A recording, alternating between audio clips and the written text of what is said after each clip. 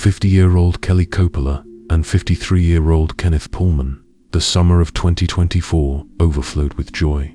Both had faced profound tragedies. Kelly had escaped an abusive marriage and a grueling divorce, while Kenny had lost his first wife to cancer 17 years prior. Meeting each other sparked a happiness their families had never witnessed in them before. Their love was weaving something extraordinary, a blended family uniting Kenny's children, 25-year-old Brianna, 21-year-old Tyler, and 14-year-old Jenna, with Kelly's 15-year-old daughter, Gianna. Yet, their newfound bliss had drawn the gaze of someone convinced Kelly was unworthy of such happiness. Someone who, for months, had been plotting vengeance, determined to shatter the life they had built together. One day, or one night, an evil monster decided to break in his house and kill them in cold blood. Kelly Jean Coppola was born in 1974 and raised on Long Island by her loving parents, John and Karen. From an early age, she was known as the ultimate daddy's girl. Her sister-in-law, Lori Patton, who met Kelly's brother Ryan back in high school, described Kelly as being incredibly close to both her parents. She spoke to her mother every single day and was the apple of her father's eye. Kelly attended Sachem High School with her brothers, Ryan and Kyle. Those who knew her best remember her as a radiant spirit, beautiful, kind, and full of life. Lori, who had known Kelly for 27 years, said she was the kind of person who made everyone around her feel special. She stayed connected with friends, always smiling, always positive, and carried a light within her that naturally drew people in. Growing up, Kelly remained incredibly close to her extended family, including her stepbrother and stepsister, Keith and Courtney. She was the kind of person who never forgot a birthday, never failed to reach out, and always made people feel remembered. Her nieces and nephews adored her, calling her the best auntie ever, because she never missed a soccer game, recital, or school event. After high school, Kelly's life followed a familiar path. She met Daniel Coppola, and in time, the two married. Their greatest joy came with the birth of their daughter Gianna, who became the absolute center of Kelly's universe. From the outside, their lives seemed picture perfect. Kelly worked in accounting for a media company, carefully balancing her career and motherhood. Lori recalled that much of Kelly's life revolved around Gia's cheerleading competitions. A lot of their world was cheer competitions, she said. Kelly was always there, at every event, every performance. Kelly poured her heart into giving her daughter a happy, fulfilling childhood, planning vacations, taking her to the city, great adventure, and even Disney World. Her goal was simple: to make Gianna as happy as possible. But behind the smiles and family photos, Kelly was struggling. Those closest to her sensed that her marriage to Daniel was deeply troubled. Kelly, being private by nature, didn't often share her pain, but the signs were there. Her family would later describe Daniel as controlling and abusive. Police records confirmed one documented domestic incident during their marriage, though it was officially classified as non-criminal. To Kelly's loved ones, that label didn't reflect the true reality. Eventually, Kelly found the courage to leave. The divorce that followed was long, bitter, and emotionally draining. Detective Lieutenant Kevin Bayer would later remark, "Apparently, the divorce is final." Apparently, it was a contentious divorce. But what Kelly couldn't have known was just how much Daniel resented her, blaming her for everything that had gone wrong in his life, especially his financial downfall. The bitterness between Kelly and Daniel didn't fade after the divorce. It festered, quietly growing more dangerous with each passing day. The divorce was finalized sometime in 2022 or 2023, just a year or two before Kelly's death. For Kelly, it symbolized freedom, an escape from years of emotional turmoil. She could finally focus on raising Gianna, rebuilding her confidence, and perhaps finding happiness again. Surrounded by the unwavering support of her family and friends, Kelly began to heal. She returned to work, stayed active in her daughter's life, and tried to move forward. Those closest to her noticed the change. She seemed lighter, more hopeful. What Kelly couldn't have known, however, was that her new beginning would soon bring someone into her life who would alter her story forever. That person was Kenneth "Kenny" Pullman Jr. Kenny had his own history of love, loss, and resilience. The eldest of 4 children, followed by John, Tony Ann, and Tommy, he grew up on Long Island in a simpler time. His brother Tommy fondly remembered their childhood before cell phones and video games, when kids played outside until the streetlights came on. "We played everything, stickball, football, kickball," Tommy recalled. The whole neighborhood was out there together. Kenny's charisma and energy were unmistakable. "If you knew Kenny, you loved him," Tommy said. "And if you didn't know him, I apologize. You missed out on experiencing his love for life." After graduating from SUNY Old Westbury, Kenny built a successful career in the IT industry. For nearly 2 decades, he worked as a senior account executive at Converged Technology Group, respected by colleagues for his professionalism and drive. But what truly defined Kenny wasn't his career, it was his devotion as a father. He had married young to his first wife, Kim, and together they built a loving family, raising 2 children, Brianna and Tyler. Their life was full of laughter, love, and family traditions, until tragedy struck. In 2007, when Kenny was in his mid-30s, Kim was diagnosed with a rare form of cancer. Despite a courageous battle, she passed away, leaving Kenny to raise their children alone.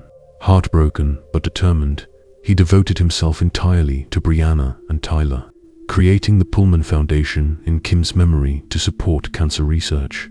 Years later, Kenny remarried and welcomed another daughter, Jenna. He poured his energy into fatherhood, organizing family trips to Disney World, cruises, and vacations that brought joy and healing after so much loss. To everyone who knew him, Kenny was a man who had endured tragedy yet still radiated warmth and hope. And it was this same warmth that would draw Kelly toward him, a connection that seemed destined to bring 2 wounded souls together. Kenny's second marriage eventually came to an end, leaving him once again a single father, this time to 3 children. Despite everything he had endured, Kenny never lost his optimism or capacity for love. And around 2023, about a year and a half before his death, he met Kelly Coppola. Both were single parents who had weathered heartbreak. Both were looking for peace, for something real. When they met, it felt like 2 puzzle pieces finally clicking into place. Kenny's father would later say they were soulmates. He brought out the best in her, and she brought out the best in him. They had a second chance, he said. "My son lost his wife 17 years ago, and then he found Kelly." Kelly's family saw the same transformation.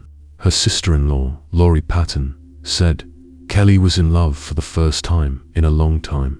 She embraced his family, and he embraced Gianna and all of us. They were both so family-oriented. The time she spent with Kenny was the happiest we'd ever seen her. We've never seen anyone treat her with that much love and respect." Their relationship blossomed quickly.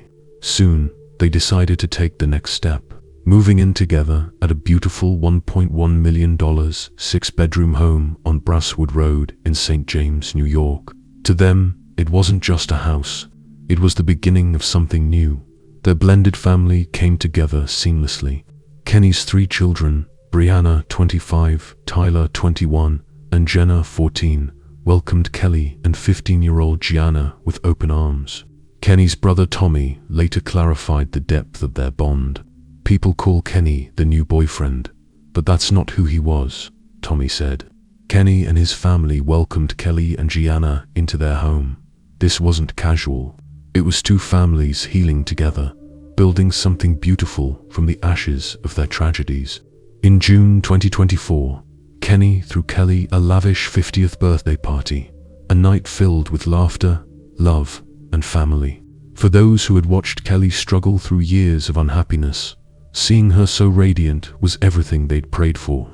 She was finally living the life she deserved. While Kelly and Kenny never married, their bond was unshakable.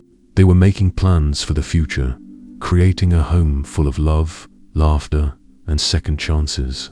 Tommy reflected on their relationship with quiet emotion. "I want people to remember the love they had when they died, the love Kenny had for his family and for Kelly. No matter the circumstances, everyone deserves to be happy. Divorced or not, complicated or not, They died in love.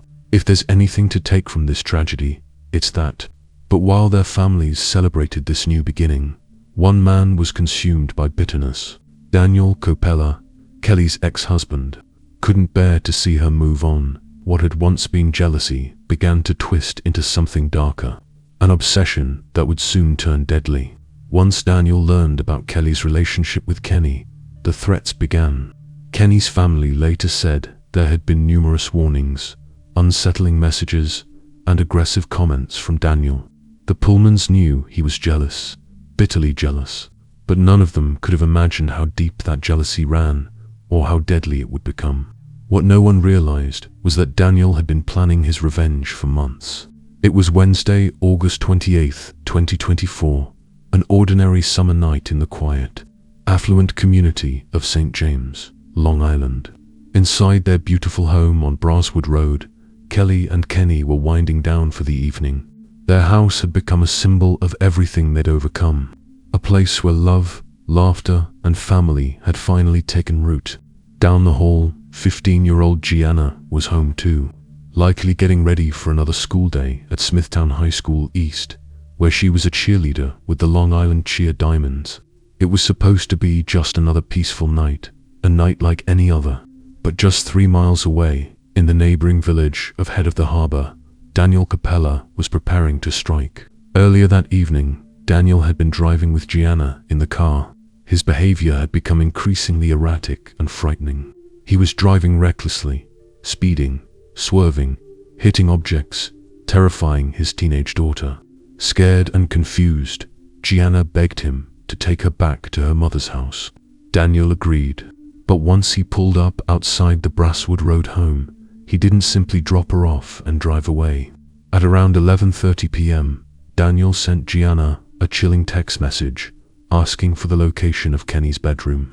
Moments later, he instructed her to come outside and get into his car. Unaware of the horror about to unfold, the 15-year-old obeyed. She had no idea she was about to become an unwitting witness to a double murder, one that would forever change her life. With his daughter waiting in the car, Daniel crept toward the house. Hidden behind a bush near the front entrance, he raised his gun and fired through the lock, forcing his way inside. What happened next was swift and merciless. Daniel stormed upstairs to where Kelly and Kenny were sleeping. Within moments, the sound of gunfire shattered the silence. Both Kelly and Kenny were shot to death. In his haste to escape, Daniel left behind a pair of sandals, a small but crucial piece of evidence that would later confirm his presence at the crime scene. As he returned to his vehicle, Gianna sat frozen in shock, unaware of what her father had just done. Daniel got in, started the car, and turned to her with chilling calm. He told his daughter, "I killed your mother and Kenny." The 3-mile drive back to his home on Harbor Road must have felt endless, a waking nightmare. He was driving her to his house, and he was hitting things and driving recklessly, and she got scared and said, "Dad, I'm scared, take me back to the house." So he leaves her in the car, goes behind a bush, or she said behind a bush, and evidently he broke down the door, went up and did what he did, came back, told his daughter, I killed your mother and Kenny. Gianna, trembling and in disbelief, began frantically texting her friends for help.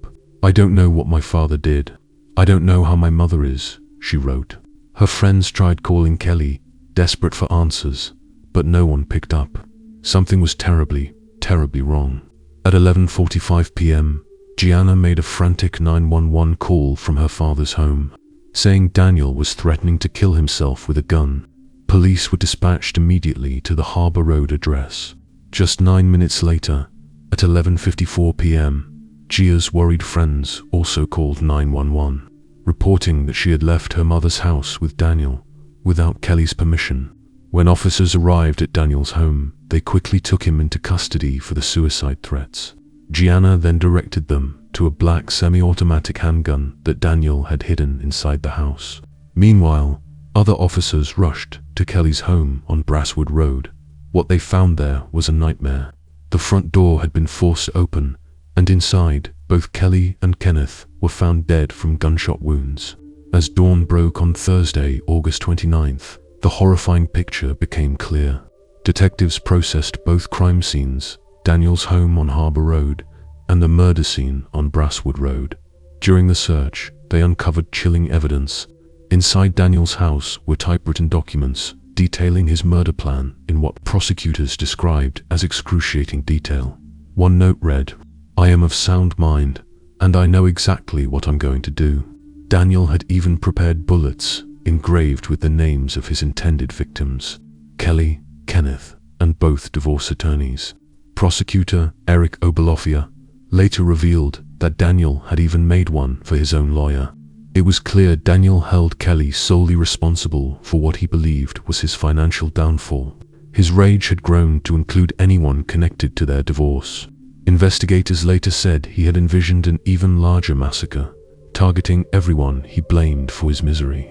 At the Brasswood Road crime scene, detectives found Daniel's sandals, one of them trapped beneath Kenneth's body.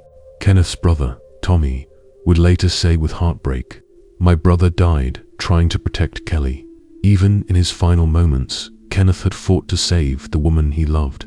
When Daniel was first taken into custody, police body cam footage captured his immediate confession. Suffolk County District Attorney Raymond Tierney called the killings a premeditated ambush and execution. On August 29, 2024, Daniel was charged with 2 counts of second-degree murder. During his arraignment the next day, he pleaded not guilty and was remanded without bail. The courtroom was filled with family and friends of the victims, the grief palpable. Outbursts broke out from the gallery, with one person shouting, "Murderer." Kelly's father, John Patton, described the family's pain as overwhelming, a sorrow too deep for words. As prosecutors examined the overwhelming evidence of premeditation, the charges against Daniel were upgraded on September 6th to 4 counts of first-degree murder. If convicted, he would face life imprisonment without the possibility of parole. However, the case took an unexpected turn when Daniel suffered a self-inflicted spinal cord injury while on suicide watch at Suffolk County Jail. He required emergency surgery and later appeared in court from his hospital bed. His defense attorney, Stephen Pitty, stated he suffered an injury while in the jail. The extent of that, we're trying to determine with the doctors. I don't think anyone who has ever been charged with murder is in a positive mental state. The murders sent shockwaves through the Long Island community, prompting an outpouring of grief and support.